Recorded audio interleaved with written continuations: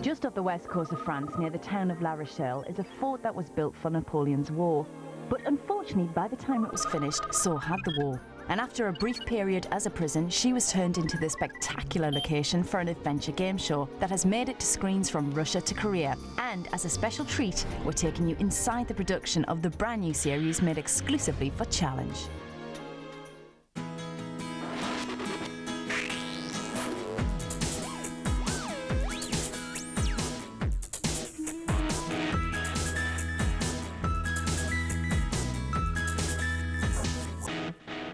Every winter, the fort takes a right royal battering from the sea. So when spring hits, the French TV production company who own the fort have to clean up all the seagull poo and barnacles so it's ready for 3 months' worth of productions from all around the world. But why bother taking 100 crew, presenters and contestants out to sea each day when you could just build a nice, quiet film studio? Is it a French thing, or do we just all long to be king of the castle? We get on a specially commissioned small ferry boat, holds about 40 people, and out we bob out to this very forbidding-looking fort. The stillness of that fort in the turbulent sea, it's very mysterious and exciting. It's a bit threatening when you first go there. It has a feeling of doom about it. It's an amazing building to be in. And it's really imposing with its big old stone walls and, you know, steeped in history. We are winched aboard. I think that's the thing that makes me a little bit agitated. I don't like being winched at my age. And it's truly terrifying. So when the sea's rough, as it has been over the last couple of days, it certainly gets you into the spirit.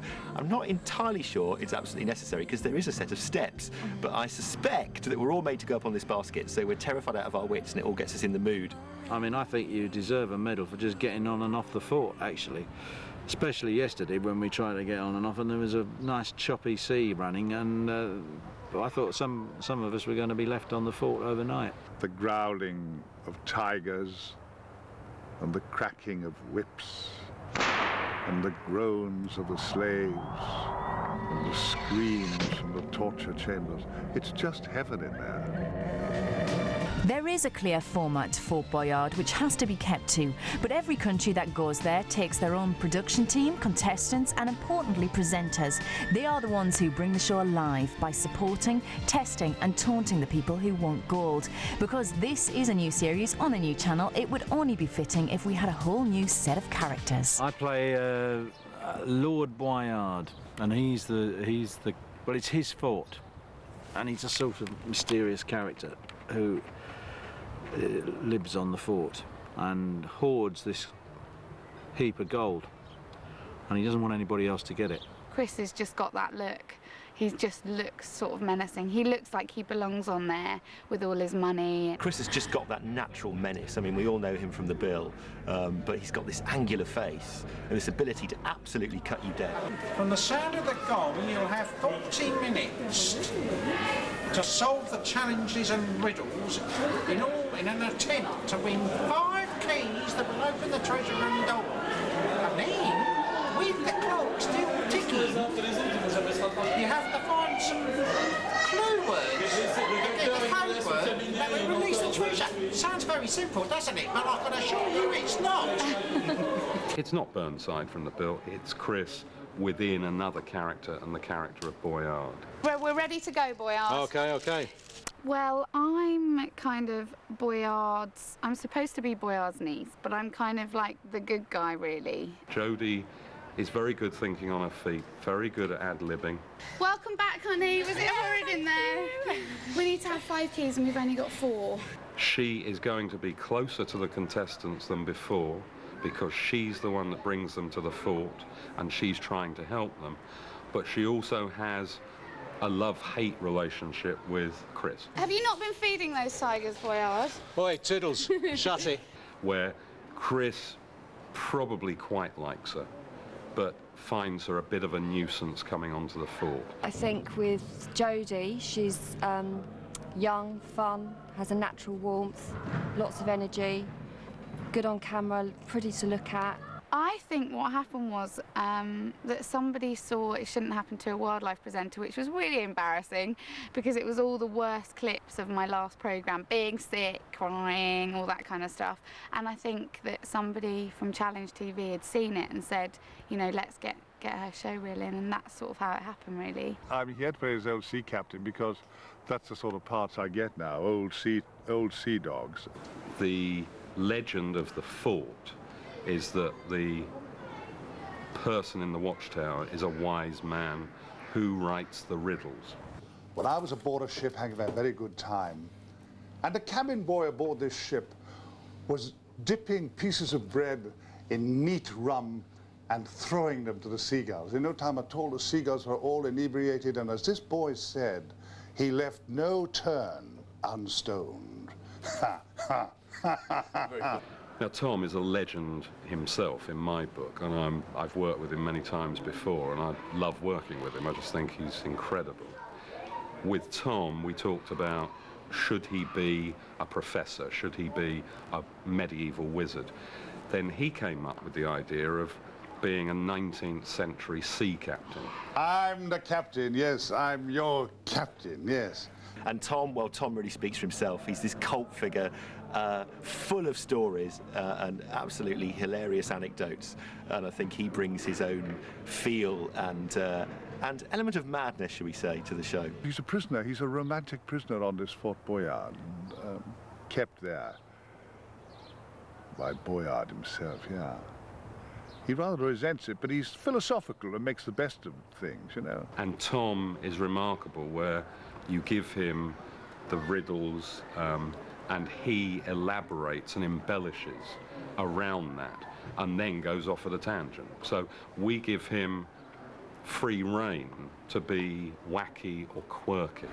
Usually, whatever one leg does, the other leg will follow. Not always, but usually. Anyway, thinking about Jodie's legs and then thinking about my legs and my experiences, I've decided I've decided to take the bull by the horns and write a biography of my legs to be published by a famous publishing house called Gallimard. And I'm going to call this book The Captain's Legs. Isn't that terrific? I'll tell you about it later. Goodbye.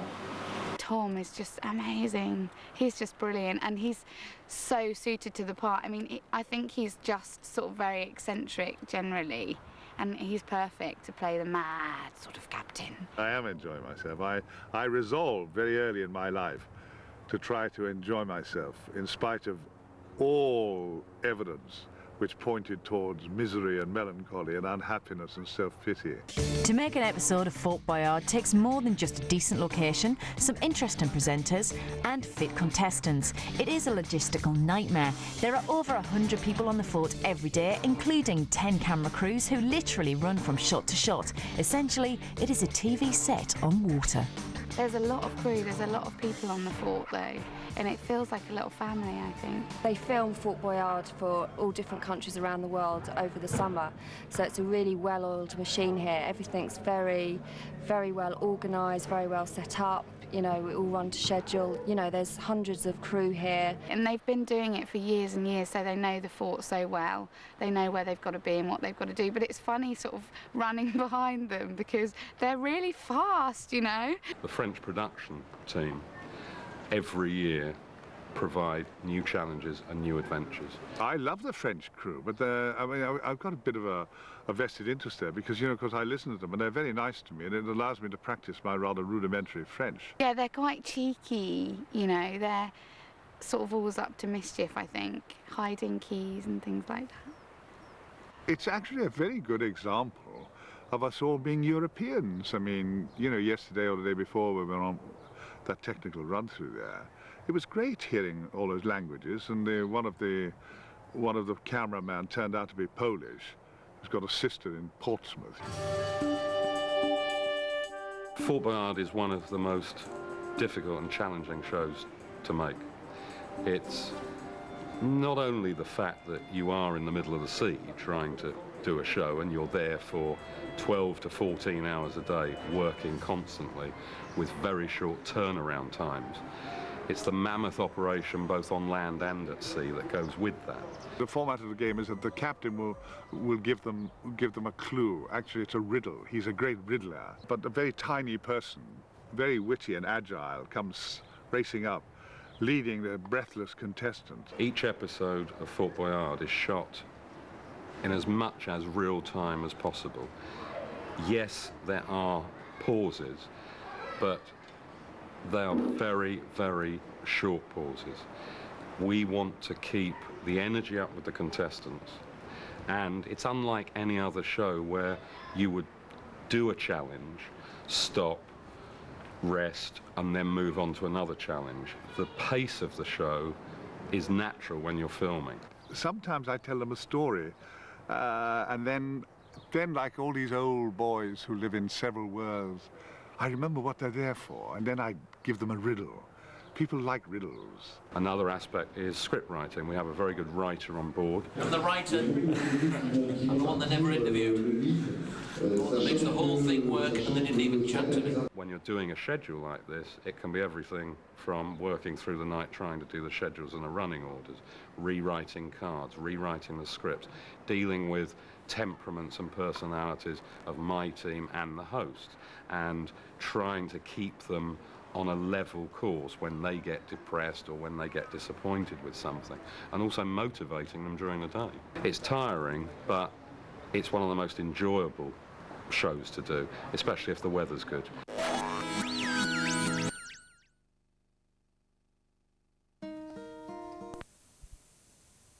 But I call them thieves. They want my gold, but you don't always get what you want. You see, this is my fort, and if you ain't got the keys, you ain't getting the shiny stuff. Isn't that right, girls? Brand new Fort Boyard starts this Monday at 5, exclusive to Challenge. It may be a fantastic location with over 100 crew, but what is it that really makes this one of the best action adventure shows around? It's the challenges, and for this series, they've really stepped up a gear.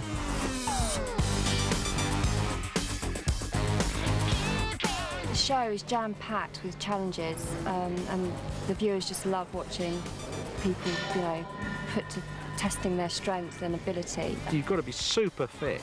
I mean, that which all these teams are. I mean, they've all come through, apparently, through, you know, there's been a big competition to get on this show.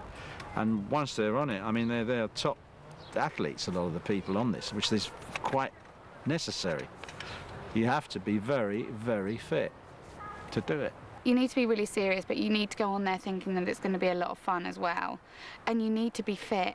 Those challenges are really difficult. It's not something that you could just, I couldn't probably just go on there and do those challenges. You need to have trained, and you need to be able to do it, else you're just going to look like an idiot, although that's quite funny too. Some of the new challenges, I think, are more difficult than they've ever done before.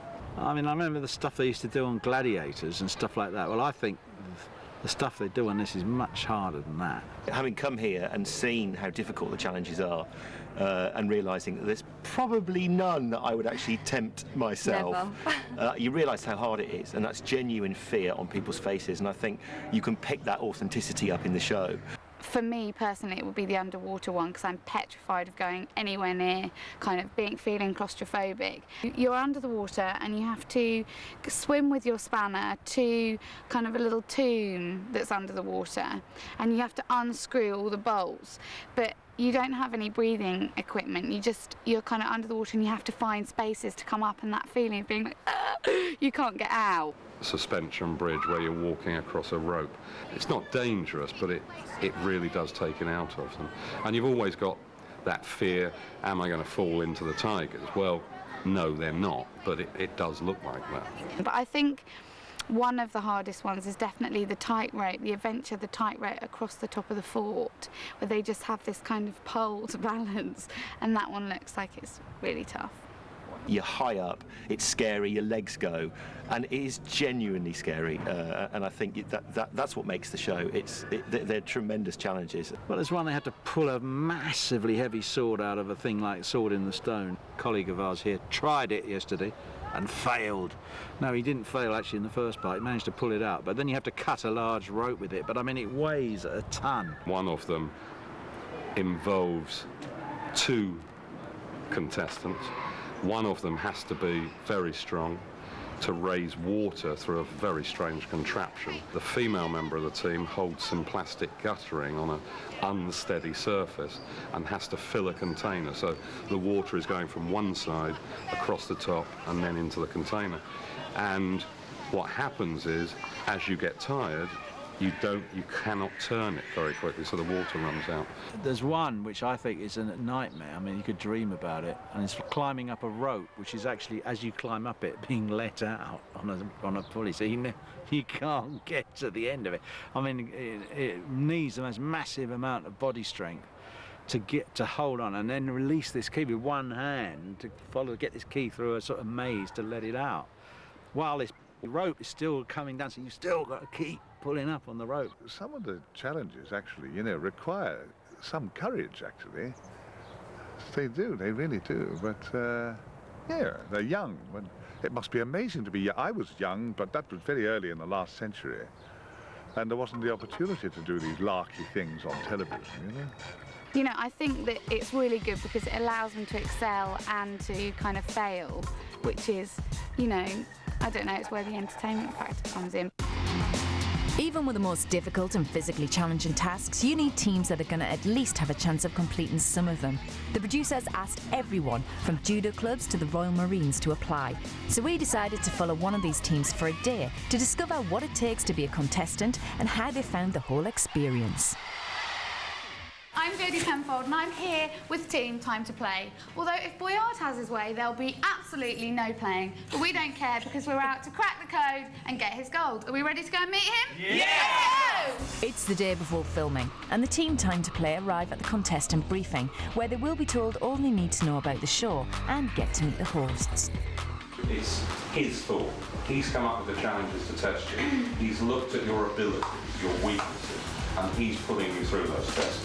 So every time you win a challenge, you're beating him and his score. That's basically what we're after.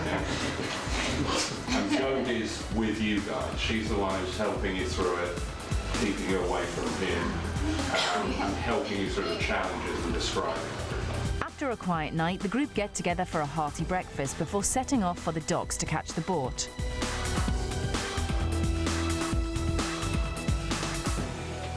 As soon as they arrive, they're taken straight off to get ready for the start of the show. They have to be intelligent or good at riddles and putting clues with code words. So you need people that maybe have a slight worry, but are prepared to face their fears. Even though the crew know who's doing what challenge, the team have no idea. You don't know what to expect. It's the unexpected. You're like standing there and it's like, you get a little bit like anxious in a sense, yeah. I like the idea that you do it, the time that you see it on the programme where everyone runs from one thing to another, that's how you actually film it. It's real time. You expect to go to a film studio and be sort of like, be put in here and then they cut to something else or something.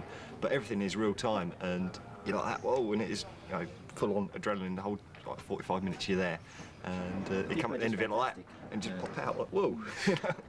So with the show done and a night out on the town to unwind, how did they find the experience? And the beauty of it is you're not going in a film studio, are you? So you're not going down to, you know, wherever. You're going onto a fort, which has got massive history. You're getting there by boat, aren't you? It's just the whole thing. It's just like beautiful. When you get hoisted up, I don't know if that gets... Does that get put on TV, the whole hoisting up thing? You will show it, thank you. But that's really good. You just to get into the... What a great way to travel, to board something. Yeah. Getting hoisted up on a cargo net. It's just fantastic. Okay. Just keep it going. Just keep an eye on the timer as well. Adrenaline rush here and there, running around the place, really getting you hyped up, and then sort of like thrown into the different tasks on your own. And like, where is everyone? All right, I'm on my own now. And it's sort of like you don't want to let the rest of your team down. You just want to get in there and do it, but you know the pressure's on you the whole time, and it really just gets the adrenaline pumping. Good day, fantastic time. Be careful. Doing fine. Don't rush it, mate. Loads of time. This thing just don't rush. back. There's loads of time. It's on a camber, so the rail that the handle's on is on a camber, reversed back to the door. So if you transfer your weight to the back, it just takes you back to the door. That's why when I jumped up to get the key, because it's pretty high, it just took me all the way back to the door. So there's no way that you can actually fling yourself all the way and grab the key, because as you get to the other side, it'll just pull you all the way back. Paul, did you ever hear of a girl called Eileen Clutterbuck? No, probably not. I was just thinking about her. I used to know her years ago. In fact, we were on item, and she had one leg that was longer than the other, or one leg that was shorter than the other. I can't quite remember what it was. And I used to make her laugh so much, and every night I used to shout, "Good night, Eileen! Good night, you see, Eileen. Good night, Eileen." Yes. So, well, anyway. He starts going on. You're paying really close attention to everything he says. Then halfway through, you think, "Oh my God, he's just talking drivel." Been all that, and then, I mean, Sarah says the clues are only easy if you know the answer, and it was one of those, like, it hit me straight away. So you just, that's all right. I've never seen the programme beforehand, and I didn't know anything about his drivel at all. So I was like, I was standing there going, what's he on about? I just didn't know. But he looks just like my dad. But it brought us a lot closer, we found out a lot about each other yesterday. Like, it was good. A good time. The whole day just moulds into one, sort of thinking back, and everything just hits you. Like, so you go in for a task, and all of a sudden you go in the room, and all of a sudden you're just like, oh my God, you know, I'm on my own in this little room. What is it that's going on? And so I think the whole day was just great. All I need's a place to find, and there I'll celebrate.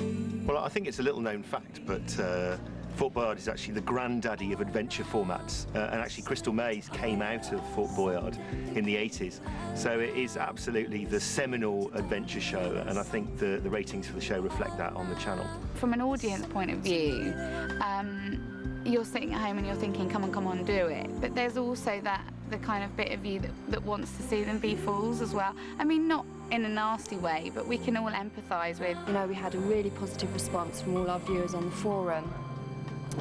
It's the first show, action-adventure type show, that Challenge has ever commissioned. So, and this was a really good one for us to start with, because, you know, the viewers love it. Some of the challenges really do test them to the limit. Fears, phobias. We would never put anybody into a challenge who had categorically stated, I am terrified of spiders, I'm terrified of snakes, I cannot go near them, because you're going to get nothing on screen. You will just get a refusal. I think audiences like watching people doing things that they don't want to do. Like, I mean, we have a lot of snakes and things in this, and I mean, if you've watched Celebrity, I'm a Celebrity, Get Me Out of Here, you know, I think the attraction of that was watching people doing things that they would hate to do. Well, I think the main thing is actually sharing the pleasure of young people having a high old time in a very mysterious and rather glamorous, romantic place, I think. Fort Boyard is one of the best examples of an adventure television show in the world. Oh, yes. So now you know what's in the letter. Goodbye.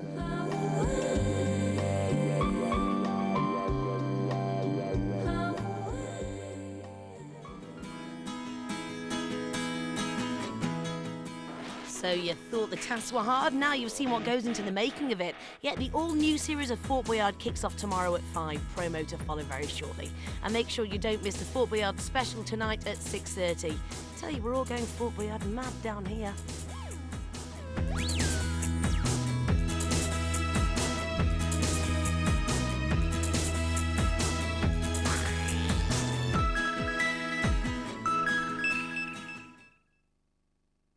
She's